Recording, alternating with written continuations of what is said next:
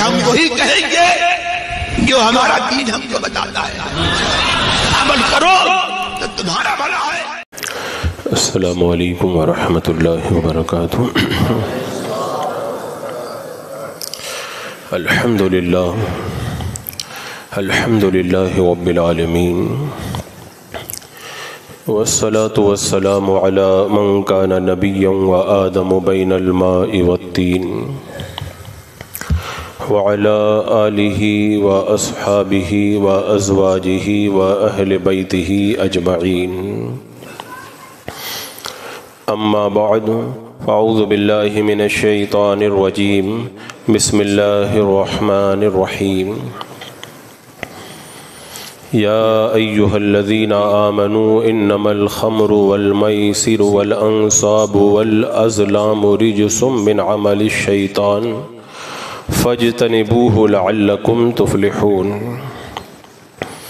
صدق الله مولانا العظيم، وصدق رسوله النبي الأمين المتين الكريم، ونحن على ذلك لمن الشاهدين والشاكرين، والحمد لله رب العالمين۔ حصول برکت کے لیے حضور اکرم سید عالم نور مجسم ارواحنا فدا محمد رسول اللہ صلی اللہ تعالی علیہ وسلم کی پر نور بارگاہ میں درود و سلام کا ہدیہ پیش کر لیجیے۔ اللہم صلی علی سیدنا وشفیعنا وحبیبنا ومولانا محمد وبارک وسلم صلاۃ وسلام علیک یا رسول اللہ صلی اللہ تعالی علیہ وسلم۔ اللہ تبارک و تعالی نے ارشاد فرمایا، الخبیثات للخبیثین، گندگیاں یہ گندے لوگوں کے لیے ہیں، اور والطیبات للطیبین، پاکیزگی یہ پاکیزہ لوگوں کے لیے ہے۔ اچھے لوگ اچھائیوں کو پسند کرتے ہیں، اور جو گندگیوں میں لتڑے رہتے ہیں انہیں گندگی ہی پسند آتی ہے۔ اور میرا رب پاکیزہ ہے، اور اس نے اہل ایمان کو پاکیزگی عطا فرمائی، اور میرا رب خود ارشاد فرماتا ہے وَيُحِلُّ لَهُمُ الطَّيِّبَاتِ وَيُحَرِّمُ عَلَيْهِمُ الْخَبَائِثَ۔ اللہ تبارک و تعالی پاکیزہ چیزوں کو حلال کرتا ہے اور گندگیوں کو حرام فرماتا ہے۔ آپ معاشرے کے اندر جھانک کر کے دیکھیں گے تو آپ کو خود کو احساس ہوگا، اچھے لوگ اچھائیوں کے عادی ہوا کرتے ہیں، اور برے لوگ برائیوں کے رسیہ ہوا کرتے ہیں۔ اسلام کو اللہ تبارک و تعالی نے پاکیزگی عطا فرمائی اور اہل ایمان کو پاکیزگی کا حکم دیا۔ جتنی گندگیاں ہیں ان گندگیوں میں سب سے بڑی گندگی کیا ہے؟ میرے آقا صلی اللہ تعالی علیہ وسلم نے اسے ارشاد فرمایا کہ الخمر ام الخبائث، شراب یہ تمام خبائث کی ماں ہے، تمام برائیوں کی جڑ ہے۔ یعنی جتنی گندگیاں ہیں ان گندگیوں کے اندر شراب سب سے بڑی گندی چیز ہے۔ وہ خود بھی گندی ہے، جو اس کے اندر ملوث ہوتے ہیں وہ بھی گندگی کے اندر لتڑ جاتے ہیں، اور بلکہ یہاں تک کہا جائے تو بہتر ہوگا کہ جب بندہ اس کے اندر ملوث ہوتا ہے تو ہر گندی چیز کو وہ پسند کرنے لگتا ہے۔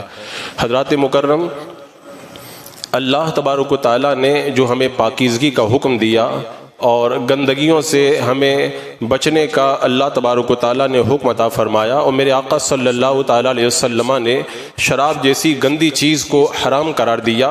اس کی گندگی کا آپ عالم دیکھیں، اس کی گندگی کا عالم یہ حضرت عثمان غنی رضی اللہ تعالیٰ عنہ ارشاد فرماتے ہیں، اللہ کے رسول صلی اللہ تعالیٰ علیہ وسلم نے ارشاد فرمایا کہ کسی نوجوان کو، کسی عابد کو ایک حسین و جمیل مالدار عورت نے کسی کام سے بہانے سے اپنے گھر کے اندر بلایا، اور پھر اپنے گھر کے دروازے بند کر دیے، اور اس عابد کے سامنے یہ آپشن رکھے کہ یا تو میرے ساتھ بدکاری کرو، یا اس بچے کو قتل کرو، اور یا پھر شراب کا یہ جو پیالہ رکھا ہے وہ پی لو، نہیں تو میں تمہیں ذلیل و رسوا کر کے چھوڑوں گی۔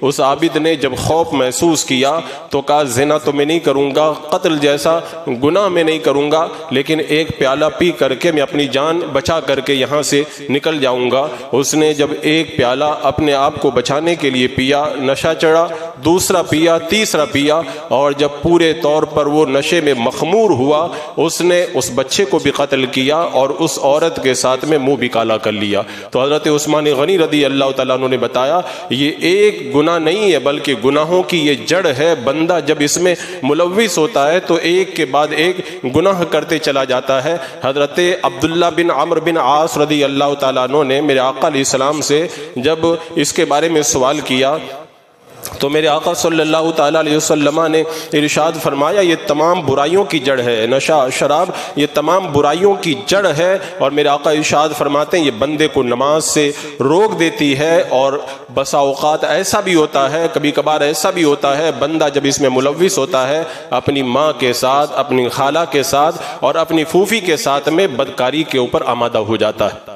اور اس کی گندگی کا ایک واقعہ حضرت ابن ابی دنیا رضی اللہ تعالیٰ عنہ بیان کرتے ہیں، بولے ایک بار میں راستے سے گزر رہا تھا، ایک نشے کے اندر مخمور بندہ بیٹھا ہوا تھا، وہ اپنے ہاتھ پہ پیشاب کر رہا تھا اور وضو کی اسٹائل کر کے کہہ رہا تھا کہ پاک ہے پروردگار عالم جس نے ہمارے لیے پانی کو پاک کرنے والا بنایا ہے۔ یعنی اس کی گندگی دیکھیں کہ کس قدر گندگی کا وہ مظاہرہ کر رہا ہے۔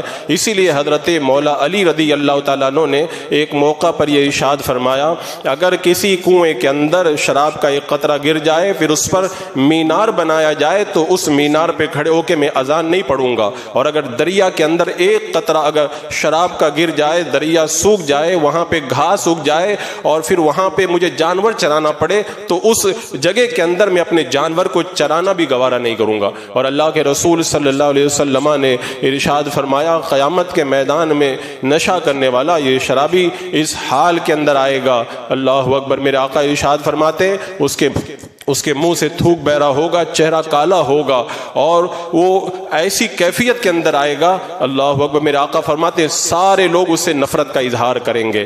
تو میرے رب نے فرما دیا کہ اللہ تبارک و تعالیٰ خبیث چیزوں کو حرام کرتا ہے۔ میرے آقا نے فرمایا شراب یہ سب سے زیادہ خبیث چیز ہے، اسی لیے اسلام نے اس کو پورے طور پر حرام قرار دیا، اور مسلمان چونکہ پاک ہے اس لیے میرے آقا صلی اللہ تعالیٰ علیہ وسلم نے عرب کے معاشرے میں ماحول میں جب یہ اعلان کیا کہ اللہ تبارک و تعالیٰ نے تمہارے لیے شراب کو حرام کر دیا ہے تو مسلمانوں نے ایک آواز پر نشے کو ترک کر دیا۔ حضرت بریدہ رضی اللہ تعالیٰ عنہ یہ اپنے 3-4 دوستوں کے ساتھ میں شراب پی رہے تھے، میرے آقا علیہ السلام کی بارگاہ میں جب گئے تو انہیں پتہ چلا کہ اللہ تبارک و تعالیٰ نے اس کی حرمت کا حکم نازل فرما دیا۔ وہ واپس پلٹ کر کے آئے اور میرے آقا صلی اللہ تعالیٰ علیہ وسلم کا وہ پیغام اپنے دوستوں کو بتایا۔ اب دوستوں کے ہاتھ میں کچھ شراب تو پی چکے تھے اور کچھ پیالے کے اندر باقی تھی، انہوں نے فوراً وہ پیالے توڑ دیے اور کہا کہ اللہ نے حکم دیا، ہم نے اپنے رب کے حکم کو قبول فرما لیا ہے۔ یعنی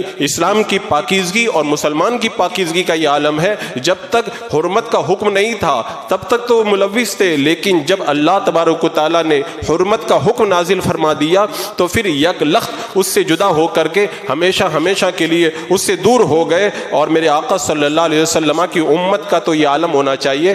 آج جو غیر اس میں مبتلا وہ تو یہ کہتے ہیں کہ آج عیش کر لو، کل کس نے دیکھا ہے؟ مسلمان کہتا ہے ہم نے کل دیکھا، ہمارا تو اصل کل ہی ہے، دنیا ہماری اصل نہیں ہے، ہماری اصل تو کل ہے، ہمیں اللہ تبارک و تعالیٰ کل اپنی نعمتوں سے مالا مال فرمائے گا۔ لیکن ایک آواز پر نشہ چھوڑنے والی قوم آج سب سے زیادہ نشے کی لت کے اندر گرفتار ہے۔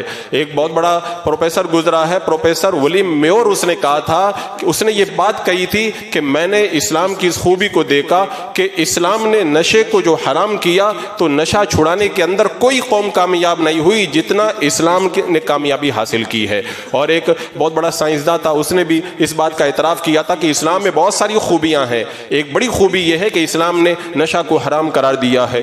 حضرات مکرم اس کی تباہ کاریوں کی وجہ سے ہر دور کے اندر اس کی مخالفتیں ہوتی رہی، حکومتیں اس کے خلاف قانون بناتے رہی، سزائیں مقرر کرتی رہی، ایسے لوگوں کو جیل خانوں کے اندر بند کرتی رہی، ہر اعتبار سے کوششیں کی گئی، لیکن جتنی کوششیں کی گئی اتنا ہی زیادہ لوگوں کے اندر نشے کا رجحان بڑھتا چلا گیا۔ یہ تو اسلام کی خوبی ہے کہ اسلام نے یک لخت لوگوں کو اس گندگی سے نکال کر کے پاکیزہ زندگی نصیب فرمائی تھی۔ حضرات مکرم اب اب آج تو یہ ایک فیشن بن گیا ہے، آج کل تو نشہ ایک فیشن بن گیا ہے۔ عالمی منڈی میں آپ دیکھیں سب سے زیادہ جو نفع والا کاروبار ہے وہ نشے کا کاروبار بن چکا ہے، اور لوگ بڑی تیزی کے ساتھ میں اس کی طرف مائل ہوتے ہوئے نظر آ رہے ہیں۔ اور عالم یہ ہے کہ اس نشے کی لت کے اندر جو ایک بار گرفتار ہوتا ہے پھر اس کی تباہ کاریاں آپ کو دیکھنا ہو تو اخبار کی رپورٹیں پڑھ کر کے دیکھیں، نشے میں آ کر کے کسی نے اپنی بیوی کو طلاق دے دی ہے، کسی نے جو ہے وہ اپنی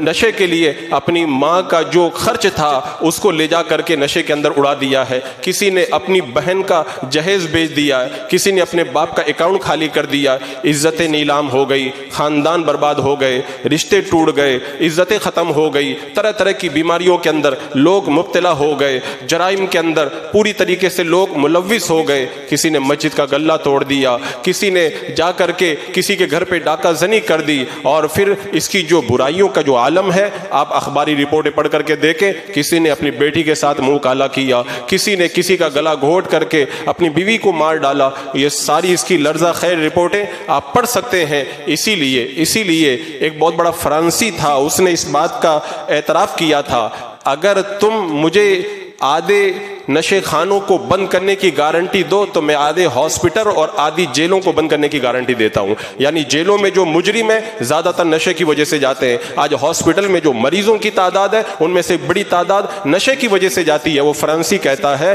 اگر تم آدھے نشہ خانہ بند کر دو، آدھے شراب خانے بند کر دو، میں آدھے ہاسپٹل اور آدھی جیلوں کو بند کرنے کی ضمانت لیتا ہوں۔ حضرات مکرم، ایک طرف تو یہ کوششیں ہوتی ہیں کہ لوگوں کو نشے سے بچایا جائے، وہیں پر معاشرے میں کچھ گندے لوگ بھی ہوتے ہیں جو یہ چاہتے ہیں کہ نشہ پھیلے۔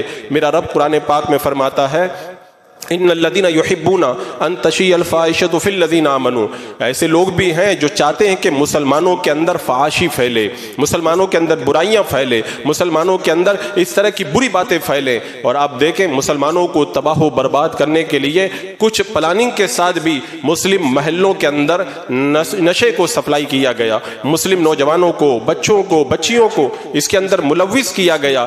آپ برٹش حکومت کی تاریخ پڑھ کر کے دیکھیں، جب برٹش نے ایسٹ انڈیا کمپنی کے نام پر ہندوستان میں انگریزوں نے اپنا قبضہ جمانا چاہتا، اس وقت مسلمانوں میں نشہ بڑی تیزی سے سپلائی کیا تھا تاکہ یہ قوم نشے میں دھت ہو جائے اور ہمارے مقابلے کے لیے اٹھ نہ سکے۔ اسی طرح انگریزوں نے، یورپ نے جب مسلمانوں سے اندلس لینا چاہا تو الگ الگ مرکز بنا کر کے، سینٹر بنا کر مفت نشہ انہوں نے سپلائی کیا تاکہ یہ نشے میں دھت ہو جائے اور اس سے ہم اندلس ان سے جو ہے وہ چھین سکیں، وہ اپنے مقصد کے اندر کامیاب ہو گئے۔ اسی طرح آپ تاریخ پڑھیں گے، استعمار نے یہ نعرہ لگایا تھا۔ استعمار کا یہ نعرہ ہے کہ مسلمانوں کو نشے کے اندر مبتلا کر دینا یہ 1000 توفوں سے بھی زیادہ کام کرنے والا ہے۔ اور ایک بدماش ہنری نے تو یہاں تک کہا تھا ہم نے تجربہ کر کے دیکھ لیا کہ مسلمانوں کے لیے نشہ سے زیادہ برباد کرنے والی کوئی چیز نہیں ہے، مسلمانوں کو برباد کرنا ہے تو انہیں نشے کے اندر مبتلا کیا جائے۔ اسی لیے سلطان صلاح الدین ایوبی رحمۃ اللہ تعالی علیہ نے کہا تھا مجھے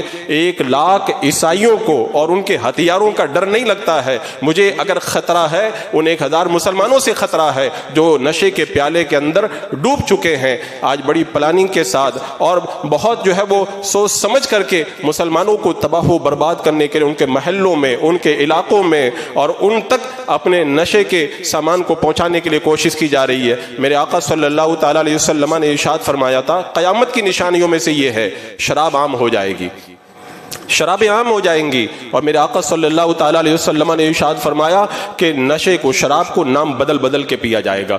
آج شراب کے جتنے نام ہیں اتنے تو شربت کے بھی نام نہیں ہوں گے۔ افیون کے نام پر، چرس کے نام پر، گانجا کے نام پر، ہیروئن کے نام پر اور انجیکشن کے طور پر، گولیوں کے ساتھ، آئیڈیکس کے طور پر، کیمیکل کے طریقے پر اور کلر پینٹ کے ساتھ، نہ جانے کتنے ناموں سے نشہ آج ہمارے معاشرے کے اندر جو ہے بڑی تیزی کے ساتھ میں پھیلتا جا رہا ہے۔ اور اس بات کا مجھے بڑا افسوس ہے کہ آج مسلم معاشرہ جہاں نشے میں ڈوبا ہے، آج میں جس علاقے میں ہوں یہاں پر بھی نشے کی لت بڑی تیزی کے ساتھ میں بڑھتی چلی جا رہی ہے۔ ایک وقت تھا جب میں یہ جانتا تھا یہاں پہ لوگ بہت چھوٹا نشہ کرتے ہیں 100 روپے والا، اب تو معاملہ یہاں تک پہنچ چکا ہے 1500 روپے والا نشہ اس علاقے کے اندر بڑی تیزی سے عام ہو رہا ہے۔ جس بندے کی کمائی روزانہ 1500 روپے نہ ہو، وہ روزانہ 1500 روپے کا نشہ کرے گا، کیا اس کا گھر نہیں بک جائے گا؟ کیا اس کی ماں کا زیور گروی نہیں رکھا جائے گا؟ کیا اس کے گھر کے اندر فاقے کی نوبت نہیں نہیں آئے گی؟ کیا اس کا باپ زکات لینے پہ مجبور نہیں ہو جائے گا؟ آپ پوری کہانی دیکھیں، اس کے بعد میں کیسا بھیانک نقشہ ہماری نگاہوں کے سامنے آتا ہے۔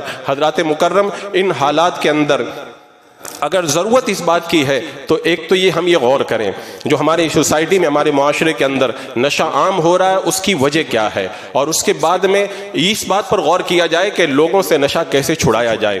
چونکہ میرے پاس میں نوجوان آتے رہتے ہیں اور مجھ سے اس طرح کے نشے کی لت میں گرفتار لوگ بھی رابطہ کرتے ہیں، وہ کہتے ہیں ہم نشہ چھوڑنا چاہتے ہیں لیکن ہم سے چھوٹتا نہیں ہے، اور اسی لیے میں نے اس ٹاپک کو آج اٹھایا، ورنہ شراب اور نشے کے بارے میں اس سے پہلے میں مکمل تقریر کر چکا ہوں، آپ حضرات یوٹیوب پہ جا کر کے سن سکتے ہیں، نشے میں تڑپتے خاندان کے نام سے وہ پوری تقریر موجود ہے۔ آج نشہ چھڑانے کے لیے ہمیں کیا کرنا ہے، اس طرف توجہ دلانے کے لیے میں نے اس عنوان کو بنایا ہے۔ سب سے پہلی بات، نشہ ہمارے معاشرے کے اندر عام کیوں ہو رہا ہے، اس کی وجہ کیا ہے؟ تو عام ہونے کی بہت ساری وجوہات ہیں، اس کے اندر ایک بڑا کردار جو ہے وہ میڈیا کا ہے، چاہے وہ سوشل میڈیا ہو، چاہے وہ الیکٹرانک میڈیا ہو، چاہے وہ پرنٹ میڈیا ہو، میڈیا کا بڑا کردار ہے۔ آج میڈیا ہمارے بچوں کو خواہی نہ خواہی پوری طریقے سے نشے کے اندر ڈھکیلنا چاہتا ہے۔ جب کوئی دیکھے گا میڈیا پر ہیرو جو ہے وہ نشہ کر رہا ہے، اور جو گانوں کے اندر نشے کی تعریف کی جا رہی ہے، جب وہ دیکھے گا کہ اعلیٰ خاندان کے لوگ ہمیں دکھائے جا رہے ہیں اور وہ بڑے عالیشان محلوں میں بیٹھ کر کے نشہ کر رہے ہیں، تو لوگوں کے دلوں کے اندر رغبت پیدا ہوگی کہ یہ جب اعلیٰ سوسائٹی کے لوگ یہ کام کرتے ہیں، ہم بھی ذرا یہ کر کے دیکھیں۔ آج میڈیا کا بڑا زبردست کردار ہے ہمارے نوجوانوں کو، ہمارے بچوں کو نشے کے اندر گرفتار کرنے کا، اور اس کے اندر کوئی تخصیص نہیں ہے، جیسے مرد نشے میں گرفتار ہیں، عورتیں بھی گرفتار ہیں، جیسے نشے کے اندر بڑے لوگ گرفتار ہیں، چھوٹے بچے بھی گرفتار ہیں۔ میں نے خود 2 چھوٹے بچوں کو پکڑا جن کی عمر ابھی 10 سال بھی نہیں تھی، وہ نشہ کرتے ہوئے پائے گئے، اور اس کے اندر امیر گھرانے بھی مبتلا ہیں،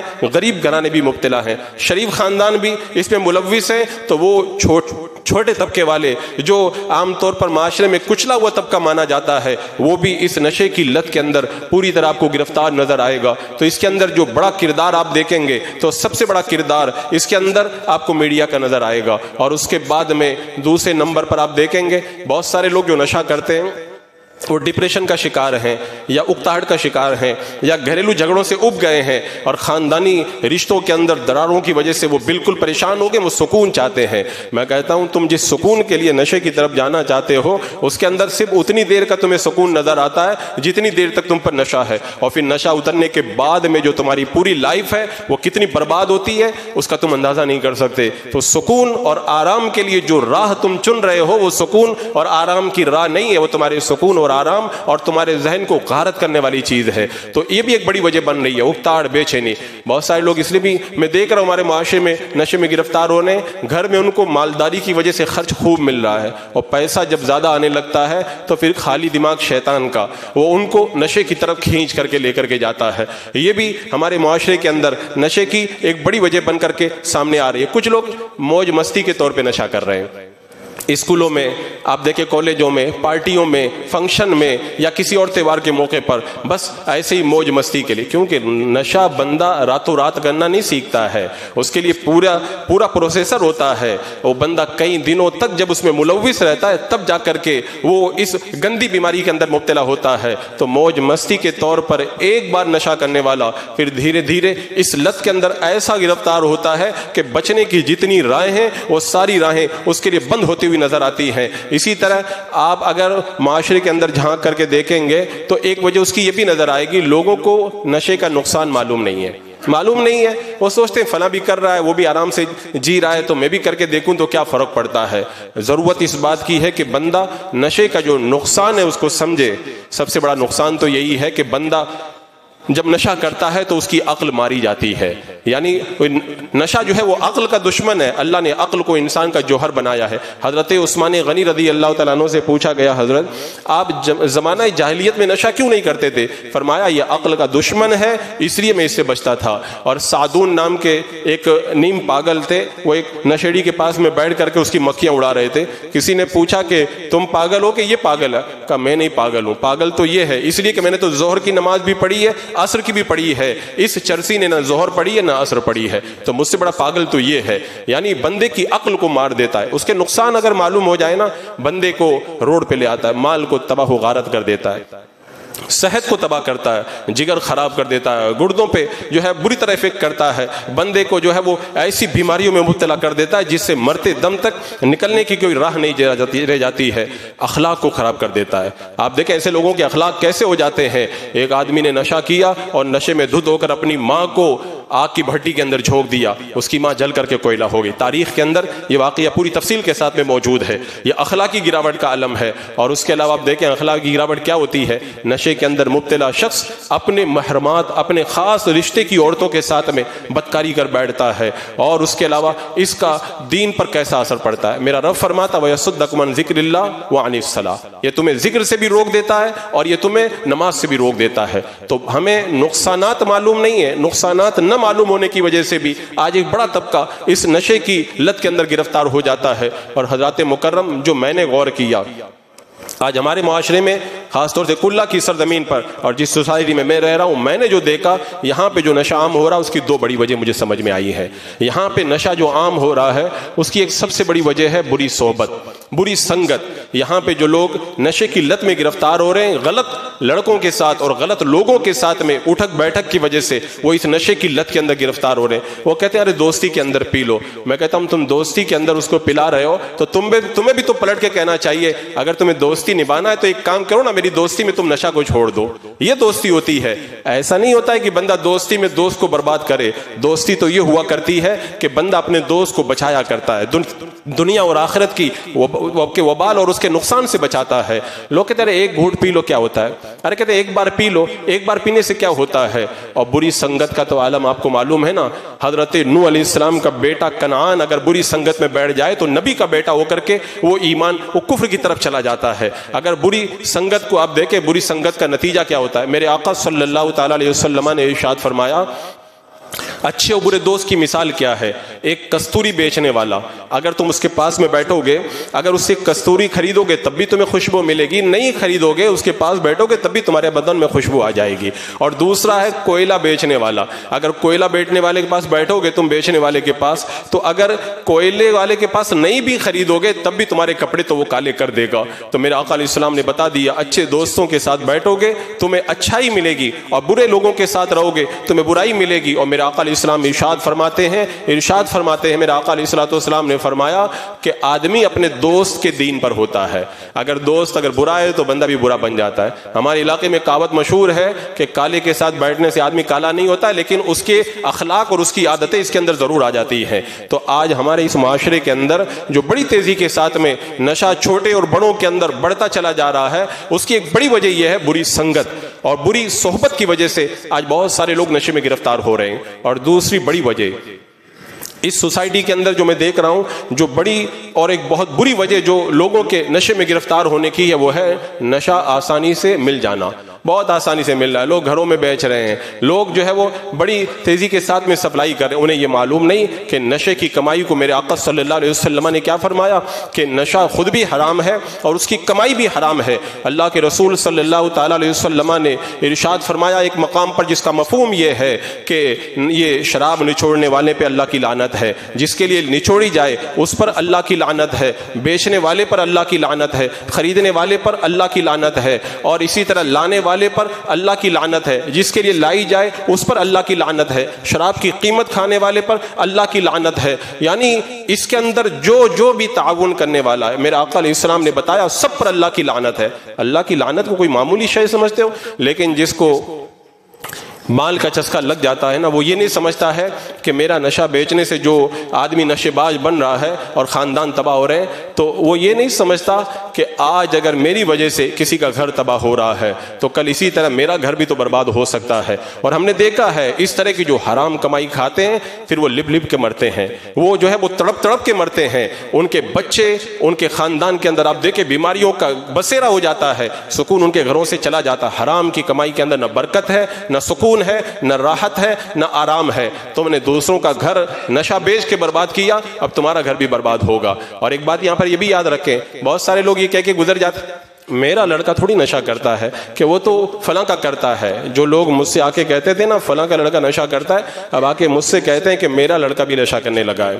ہم کوئی پہاڑ پہ نہیں رہتے ہیں, ہم کوئی بہت اونچائی پہ نہیں رہتے ہیں, ہم بھی اسی بستی میں رہتے ہیں. جب آگ لگے گی دوسرے گھر جلیں گے تو ہمارا گھر بھی جلے گا. جب سیلاب آئے گا, جب بستی ڈوبے گی تو ہم کوئی آسمان پہ نہیں رہتے ہیں, ہمارا گھر بھی اس سیلاب کے اندر ڈوبے گا. اور میں دیکھ رہا ہوں اس نشے کی لت کے اندر کتنے گھر جل رہے ہیں اور کتنے گھروں کے اندر اس نشے کا سیلاب پہنچ رہا ہے. بچنے کی کوئی راہ نظر نہیں آ رہی ہے. اور جو لوگ بیچ رہے ہیں انہیں سوچنا چاہیے, اللہ اکبر. لیکن وہ مال کا نشہ ایسا ہوتا ہے, جب ویتنام کی جنگ ہوئی تھی اور لاشوں کو, فوجیوں کی لاشوں کو جب امریکہ بھیجا جانا تھا تو نشے بازوں نے معلوم ہے کیا کیا تھا, لاشوں کو چیر کر کے اس میں نشہ بھیج کر کے امریکہ کے اندر سپلائی کیا تھا.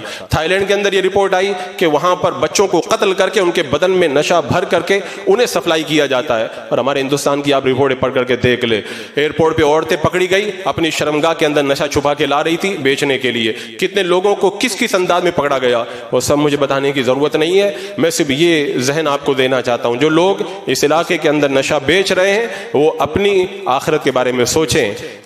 ان کو سوچنا چاہیے کہ کسی کا گھر برباد کر کے تم اگر مالدار بھی بن گئے نا تو چند دنوں کا مال ہے, اس کے بعد میں اخیر کے اندر دنیا کی بھی تباہی ہے اور آخرت کی بھی تباہی ہے. اور کتنے افسوس کی بات ہے, مسلمان نام کہلانے والا, پاکیزگی کا دعوے دار, اللہ کے رسول کے امتی ہونے کا دعوے دار, اس طرح کی گندی حرکتیں کرے, اس طرح کی گھٹیا حرکتیں کرے, اس طرح کی خسیس حرکتیں کرے, خود بھی برباد ہو اور معاشرے کے اندر بربادی پیدا کرے. اور یہاں پر ایک بات میں یہ بھی کہنا چاہوں گا, ہمارے بڑے لوگ جن کو اللہ نے عقل و شعور عطا کیا ہے ان کی یہ ذمہ داری بنتی ہے کہ معاشرے میں جس تیزی کے ساتھ میں نشہ پھیل رہا ہے سب سے پہلے نشہ بیچنے والوں پر قدغن لگائیں.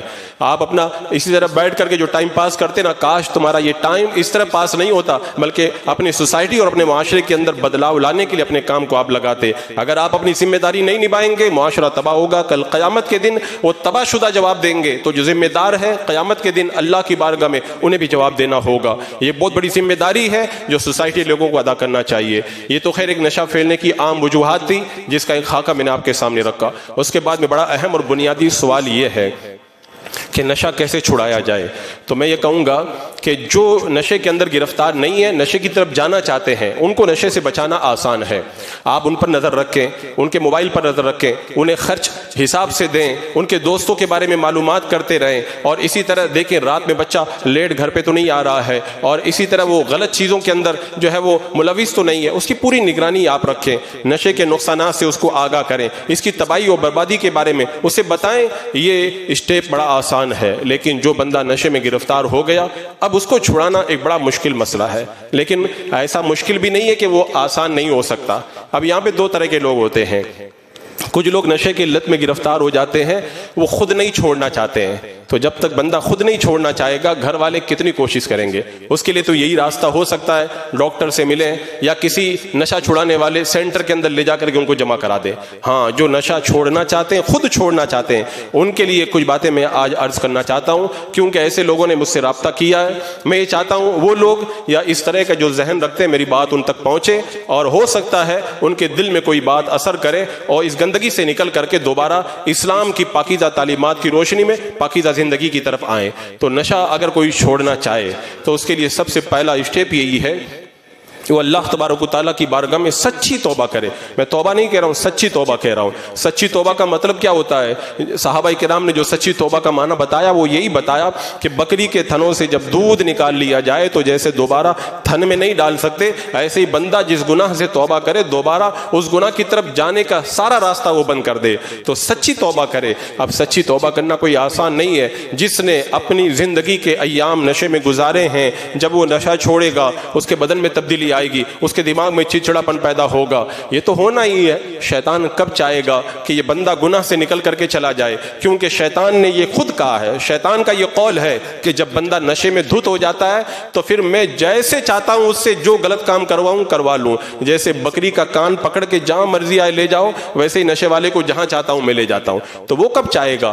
ایک گھٹن ہوگی, ایک عجیب سی بے چینی آپ کو پیدا ہوگی. یہ بے چینی کیوں پیدا ہو رہی ہے؟ وہ شیطان آپ کو ورغلا رہا ہے. حضرت عبداللہ ابن عباس رضی اللہ تعالیٰ عنہ کے پاس میں ایک بندہ گیا، کہنے لگا حضرت میں گناہ کرتا ہوں اور پھر جب گناہ چھوڑتا ہوں تو مجھے گھٹن ہوتی ہے. اور انہوں نے جا کر کے ایک بات حضرت عبداللہ بن عباس سے یہ کہی، میں جب نماز پڑھتا ہوں نماز میں بڑے وسوسے آتے ہیں. تو حضرت عبداللہ بن عباس نے کہا تم اہل ایمان ہو، شیطان تمہارا دشمن ہے، وہ تمہیں تو وسوسے دلائے گا نا. یہودیوں کے پاس جا کے وہ کیا کرے گا؟ یہودی تو خود انہی کے بھائی ہیں، وہ اپنے بھائیوں کے پاس تھوڑی جائے گا. تو بندہ جب نشہ ترک کرے تو سچی توبہ کرے، سب سے پہلا اسٹیپ یہی ہے. اور سچی توبہ کا مطلب کیا ہے میں اس سے پہلے بتا چکا ہوں. جیسے حضرت معاذ نے توبہ کی، حضرت غامدیہ نے توبہ کی. جب زنا سرزد ہو گیا، اللہ کے رسول علیہ السلام کی بارگاہ میں آئی، بار بار کا میرا آقا علیہ السلام نے واپس کر دیا. کہنے لگی یا رسول اللہ جب تک یا رسول اللہ مجھ سے گناہ ہوا ہے، آپ مجھے گناہ سے پاک کر دیں. یہ سچی توبہ کا مطلب ہوتا ہے. میرے آقا نے فرمایا تمہارے پیٹ میں بچہ، جب بچہ پیدا ہو تب آنا.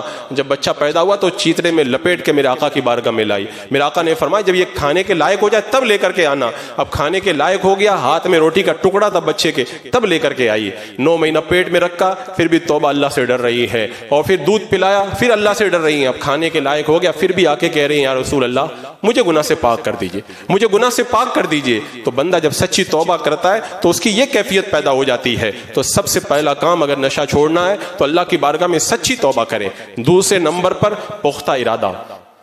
پختہ ارادے کا مطلب یہ ہے تکلیف ہو رہی ہے چھوڑنے کی وجہ سے، پریشانی ہو رہی ہے، میں مر تو جاؤں گا، میری جان نکل جائے گی لیکن میں نشہ نہیں کروں گا. یہ پختہ ارادہ ہونا چاہیے، کیونکہ حدیث پاک کا مفہوم یہ ہے اللہ تبارک و تعالیٰ بندے کی ویسی ہی مدد کرتا ہے جیسا اللہ تبارک و تعالیٰ پر بندہ یقین رکھتا ہے. اگر بندہ اللہ کی ذات پر زیادہ یقین رکھے تو اللہ کی مدد بھی اسے زیادہ میسر آیا کرتی ہے. اور اگر ڈھلمل ارادہ ہے تو ڈھلمل ارادے کے اندر پھر اس کی وہ مدد نہیں ہوا کرتی جو مدد ہونا چاہیے. تو بندہ پختہ ارادہ کر لے. حضرت کعب بن مالک کا واقعہ آپ پڑھیں، غزوہ تبوک پہ جب پیچھے رہ گئے میرے آقا علیہ السلام نے بائیکاٹ کا حکم دیا، بیویوں کو بھی جدا کر دیا. یہاں تک کہ بادشاہ نے خط لکھ کر کے حضرت کعب بن مالک سے کہا تھا تمہارے نبی تمہاری عزت نہیں کر رہے، ہمارے پاس آ جاؤ، جو مانگو گے وہ دے دیں گے. انہوں نے کہا کہ یہ تو میں گوارا نہیں کروں گا، حضور کا در چھوڑ کر کے چلا جاؤں. یہ ہوتا ہے پختہ ارادہ. بندہ ہر تکلیف کو گوارا کر لے، ہر ایک چیز سے گزر جائے لیکن کبھی بھی اس کی طرف جانا نہ چاہے. اور اس کے لیے کیا کرے؟ جب بھی نشے کے بارے میں دماغ میں خیال آئے کسی کام میں لگ جائے، کسی مصروفیت کے اندر اپنے آپ کو لگا دے اور یہ سوچے کہ اس کا انجام کیا ہوتا ہے. فلاں نے نشہ کیا، آج وہ کس انجام تک پہنچا، فلاں نے یہ نشہ کیا، وہ کس انجام تک پہنچا. اگر میں نے دوبارہ نشے کی طرف قدم بڑھائے تو پھر میرا بھی وہی انجام ہوگا جو فلاں کا انجام ہو چکا ہے. لہذا سب سے پہلے بندہ پختہ ارادہ کر کے اپنے آپ کو اس سے دور کرے. پھر تیسرا کام یہ کرے کہ جن برے لوگوں کی سنگت میں وہ بگڑا تھا یا جو برے لوگ اس طرح کے نشے میں گرفتار ہیں ان کی سنگت کو ترک کر دے. کیونکہ جب تک بندہ سنگت کو ترک نہیں کرے گا اس وقت تک اس کے اندر تبدیلی نہیں آئے گی. آج اگر اس نے توبہ کی ہے کل برے دوستوں کے ساتھ جائے گا. معلوم ہے کیا تانا دیتے ہیں؟ ایک بندے نے یہاں پہ نشہ چھوڑ دیا ہمارے یہاں مسجد کے پاس میں، تو لوگ اس کو نشہ ارے تو بڑا پرہیزگار بن گیا ہے، یہ اس طرح کے تانے دیتے ہیں، اس کو پن کرتے ہیں. ارے کیا ہوتا ہے ایک بار اور پی کر کے دیکھ لے، بعد میں چھوڑ دینا، کچھ دن اور پی لے. تو برے لوگوں کی جب تک سنگت نہیں چھوڑے گا اس وقت تک اس نشے کی بدماشی سے وہ بچ نہیں پائے گا. اس کے بعد میں چوتھا کام یہ کرے جس برے ماحول میں اسے اس گندگی کی لت پڑی تھی اس برے ماحول کو بھی ترک کر دے. آپ کو یاد ہوگا اللہ کے رسول علیہ السلام نے جب نشہ کو شراب کو حرام کیا تو کیا حکم دیا تھا؟ عرب کے لوگ 4 طرح کے برتنوں میں شراب بناتے تھے. میرے آقا نے یہ نہیں فرمایا کہ شراب حرام کر دی ہے برتن استعمال کرو. میرے آقا علیہ السلام نے ارشاد فرمایا ان برتنوں کو بھی توڑ دو. برتن کیوں توڑوائے گئے؟ ارے برتن دھل کے پاک کر سکتے ہیں لیکن میرے آقا علیہ السلام دیکھ رہے تھے یہ نشے کے عادی ہیں، اگر ان کو برتن دیکھیں گے تو پھر نشہ یاد آئے گا. میرے آقا نے فرمایا اس کی جڑ ہی کو کاٹ دو، یعنی برتن کو بھی توڑ دو. ایک بار اللہ کے رسول صلی اللہ تعالی علیہ وسلم نے ارشاد فرمایا جس کے پاس میں بھی شراب ہو لے کر کے آ جائے. کوئی تھوڑی کوئی زیادہ گھر میں رکھی تھی اٹھا اٹھا کے لایا. بقی کے میدان میں میرے آقا علیہ السلام نے ساری شرابوں کو جمع کر دیا. اس کے بعد میں میرے آقا علیہ السلام نے جو مشکیزیں تھے شراب کے ان کو کاٹنا شروع کیا. صحابہ نے عرض کیا یا رسول اللہ شراب کو آپ بہا دیں لیکن یہ مشکیزیں تو کام میں آ جائیں گے. میرے آقا صلی اللہ علیہ وسلم نے فرمایا تم صحیح کہہ رہے ہو لیکن میں اندیشہ کرتا ہوں کہ کہیں ان کی وجہ سے اللہ کی ناراضگی نہ ہو جائے، میں اللہ کی ناراضگی سے میں ڈرتا ہوں. یعنی میرے آقا علیہ السلام نے جو نشے کے برتن اور مشکیزیں تھے ان کو بھی رکھنا گوارا نہیں کیا. تو بندہ جب شراب کو ترک کرے، نشے کو ترک کرے، جس برے ماحول اور سوسائٹی کے اندر بیٹھ کر کے اس گندگی کی وہ لت میں مبتلا ہوا تھا ان تمام ماحولیات کو، ان تمام سوسائٹیوں کو چھوڑ کر کے الگ ہو جائے، کچھ دن کے لیے کہیں اور چلا جائے، کسی اور اچھے لوگوں کی سنگت کے اندر چلا جائے. اگر وہ ایسا نہیں کرے گا تو پھر برا ماحول تو ویسا ہی ہوتا ہے، دوبارہ اس کو وہ چمبک کی طرح کھینچ کر کے اپنے پاس میں لے کے آئے گا۔ یہاں کے جو واقعات میرے سامنے، میں کتنی مثالیں بتا سکتا ہوں، لوگوں نے سچی توبہ کی تھی لیکن برے ماحول نے انہیں کھینچ کر کے دوبارہ اس گندگی کے اندر انہیں مبتلا کر دیا ہے۔ اس کے بعد میں ایک کام اور کریں، آپ کو چونکہ نشے کی لت بار بار تڑپائے گی تو اس کے لیے کیا کریں؟ اس کے لیے آپ پھر نیکیاں کرنا شروع کر دیں۔ حدیث پاک میں آتا ہے جو بندہ پہلے گناہ کرتا ہے پھر نیک کام کرتا ہے، اس کی مثال کیسے ہو جاتی ہے؟ جیسے ایک بہت ہی تنگ زرہ ہو، اس کے اندر بندہ جکڑا ہوا ہے اور پھر ایک کڑی زرہ کی کھولتا ہے، تھوڑا بدن آزاد ہو جاتا ہے، دوسری کڑی کھولتا ہے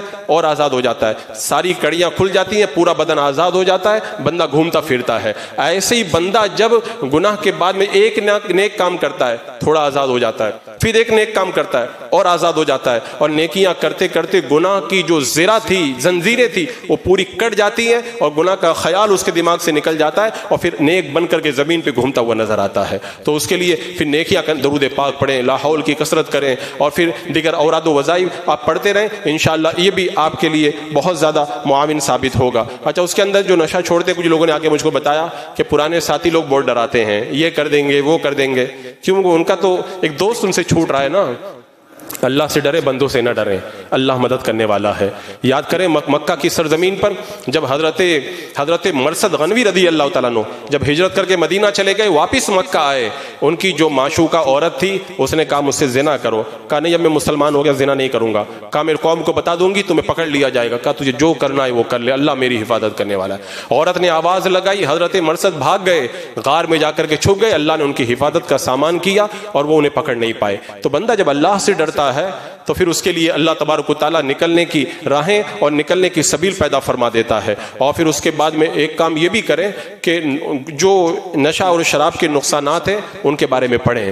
قیامت کے دن نشے باز کو، شرابی کو جو ہے بت پرست کے ساتھ میں حاضر کیا جائے گا، جہنمیوں کا کھولتا ہوا پیپ پلایا جائے گا۔ ایک حدیث پاک میں اللہ کے رسول علیہ السلام نے ارشاد فرمایا جو نشہ کرتا ہے 40 دن تک اللہ اس سے ناراض رہتا ہے، ہو سکتا ہے اسی بیچ میں مر جائے، پھر دوبارہ کرتا ہے 40 دن تک اللہ اس سے ناراض رہتا ہے، ہو سکتا ہے اسی بیچ میں مر جائے، اور جب تیسری بار نشہ کرتا ہے پھر اللہ اسے ایسا ناراض ہوتا ہے قیامت کے دن اسے جو ہے وہ جہنمیوں کے پیپ اور پسینے میں ڈالا جائے گا، انہیں جہنمیوں کا پیپ پلایا جائے گا۔ یہ کوئی معمولی وبال ہے؟ ایک بار ایک شخص نے اپنے بیٹے کو دفن کیا، رات کو خواب میں دیکھا کہ اس کے بال سفید ہو گئے، چھوٹا بچہ تھا، کہا بچے تو کیسے سفید بال والا ہو گیا؟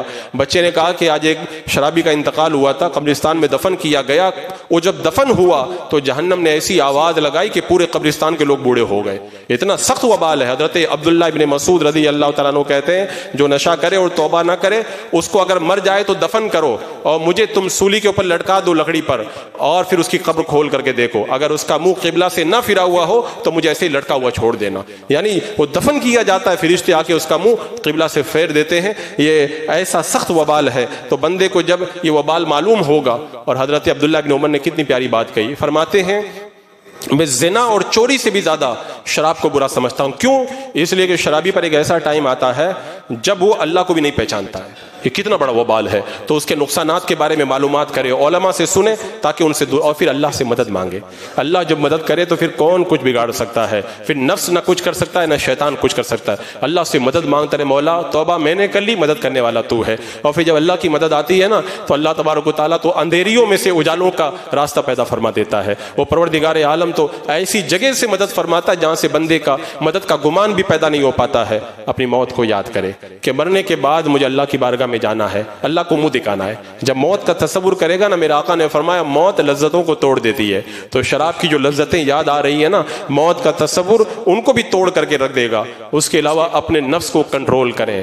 یہ تو سرکش گھوڑا ہے نا، ایسے نہیں کنٹرول ہوتا ہے، اس کو کنٹرول کرنا پڑتا ہے۔ اور اس کے لیے علماء نے وظیفے بھی بتائے ہیں۔ جو آدمی اس کو ترک کرے تو صبح و شام 21 مرتبہ یہ وظیفہ بھی پڑھ سکتا ہے کہ یا علیم ہو، یا کریم ہو، یا حبیب ہو، یا رقیب ہو، یا وسیع ہو، یا حفیظ ہو، یا رشید ہو، یا رقیب ہو، یا رفیق ہو۔ اس کو 21 مرتبہ صبح و شام پڑھے تو اللہ تبارک و تعالیٰ اس وظیفے کی برکت سے بھی اسے محفوظ فرمائے گا۔ قرآن کی تلاوت کرے، ذکر و اذکار کرے، درود و سلام پڑھے۔ جب نیکی کے رنگ میں بندہ رنگے گا. اور اس کے لیے ایک بہت ضروری چیز جو میں سمجھتا ہوں, ہمارے معاشرے کے اندر ایسے لوگوں کے لیے کاؤنسلنگ سسٹم ہونا چاہیے. آج ہمارے لوگوں کے پاس بہت سارا ٹائم ہے, بہت سارے لوگ ریٹائر ہو رہے ہیں, ان کو گپے مارنے سے فرصت نہیں ہے. کتنا اچھا ہوتا وہ اپنی قوم کے لیے سوچتے, کاؤنسلنگ سسٹم رکھتے, اچھے پروفیسر, اچھے ڈاکٹر, یا جو نشہ چھڑانے کے جو اسپیشلسٹ ہیں ان کو بلاتے, ایسے نشے بازوں کو 2 کو 4 کو 10 کو جمع کرتے, ان کی کاؤنسلنگ کی جاتی. جب آدمی سے بات کی جاتی ہے, اس سے ملاقات کی جاتی ہے, تو ذہن بدلتا ہے, تبدیلی آتی ہے. کتنے لوگوں کو ہم نے دیکھا, 10 لوگوں کو سمجھایا گیا, 10 نہیں بدلے, ان میں سے 2 تو بدل گئے. 20 لوگوں کو سمجھایا گیا, 20 نہیں بدلے, 5 کے اندر تو تبدیلی آئی. اور پھر خربوزے کو دیکھ کے خربوزہ رنگ بدلتا ہے. جب معاشرے کے اندر تبدیلی آئے گی تو پھر اس تبدیلی کا اثر پورے معاشرے کے اوپر پڑے گا. آج میں جس جگہ پہ کھڑے ہو کر کے میں تقریر کر رہا ہوں, مجھے افسوس ہے اس بات کا, اتنا کچھ دین و سنیت اور اسلام کی تعلیمات کو جاننے کے باوجود بھی بندہ ان گندگیوں کے اندر گرفتار ہے. اور مجھے تو ایسی یہاں تک کی بھی خبریں ملتی ہیں کہ یہاں پہ تو ہر 2 گھر چھوڑ کے تیسرا گھر نشے کے اندر گرفتار ہے. یہ اور بات ہے کہ گھر والوں کو پتہ نہیں ہے, گھر والوں کو پتہ نہیں. میں نے بتایا نا, 10 سال کا لڑکا نشہ کر رہا, میں نے پکڑا, اس کی ماں کو فون کر کے بتایا, تو معلوم ہے ماں کیا کہہ رہی ہے, میں اس کو سمجھا دوں گی, اس کے باپ کو مت بتانا. جب باپ کو نہیں پتہ چلے گا, سختی نہیں ہوگی, تو دوبارہ جائے گا کہ نہیں جائے گا نشے کی طرف. اور آج یہاں پہ جو ماحول جو پیدا ہو رہا ہے, اس کے اندر بڑی وجہ جو ہے وہ اسی کی ہے. تو آج ہماری جو معاشرے کے جو ذمہ دار لوگ ہیں, سمجھدار لوگ ہیں, انہیں 2 کام کرنا چاہیے. ایک تو ایسے لوگ جو نشے کی سپلائی کر کے معاشرے کو جہنم کدہ بنا رہے ہیں, ان پر روک لگائیں. انشاءاللہ اگر ان کی وجہ سے یہ روک لگتی ہے, کل قیامت کے دن اللہ تبارک و تعالیٰ ان کے اس عظیم کام کی وجہ سے انہیں جنت عطا فرما دے گا, معاشرے میں سدھار پیدا ہوگا. اور دوسرا کام, کاؤنسلنگ سسٹم قائم کیا جائے, ایسے لوگوں کو ایسی برائی سے نکال کر کے نیکی, کیونکہ جمعہ کی ہماری جو تقریر ہے نا, وہ ان کے لیے نہیں ہے. مجھے معلوم ہے, ایک نشے باز نے مجھے آ کر کے بتایا یہاں پہ کہ جمعرات کو جو ہے وہ نشے کا الگ ہی ماحول رہتا ہے. اس دن آٹومیٹک نشہ کرنے کا دل کرتا ہے, کیونکہ شیطان کو پتا ہے کل جمعہ ہے, اور جو جمعرات کی رات میں نشہ کر لے گا وہ جمعہ نہیں پڑے گا, یہ بالکل پکا ہے. اور پھر جمعہ پڑھنے پھر وہ نہیں آئے گا وہ پورے. اور یہاں تک مجھے معلوم ہوا کہ اس علاقے کے اندر جب چھٹی کی رات آتی ہے, ایک رات میں کئی لاکھ کا نشہ بکتا ہے. جس قوم کے پاس میں کھانے کے لیے نہ ہو, جو لون پہ کام چلا رہے ہوں, جو لوگوں سے قرض لے کے کام چلا رہے ہو, لاکھوں کا نشہ ایک رات میں خرید لیتے ہیں. اس سے آپ قوم کی تباہی کا اندازہ کر سکتے ہیں. حضرات مکرم, وقت سنبھلنے کا ہے. میں نے تو دل جلا کے سر عام کر دیا, اب جس کا جی چاہے وہی پائے روشنی. حضرات مکرم, ہر ایک اپنی ذمہ داری کو سمجھے. اللہ تبارک و تعالیٰ مدد فرمانے والا ہے. اللہ تبارک و تعالیٰ میری قوم کو اس گندگی سے نکال کر پاکیزہ زندگی نصیب فرمائے.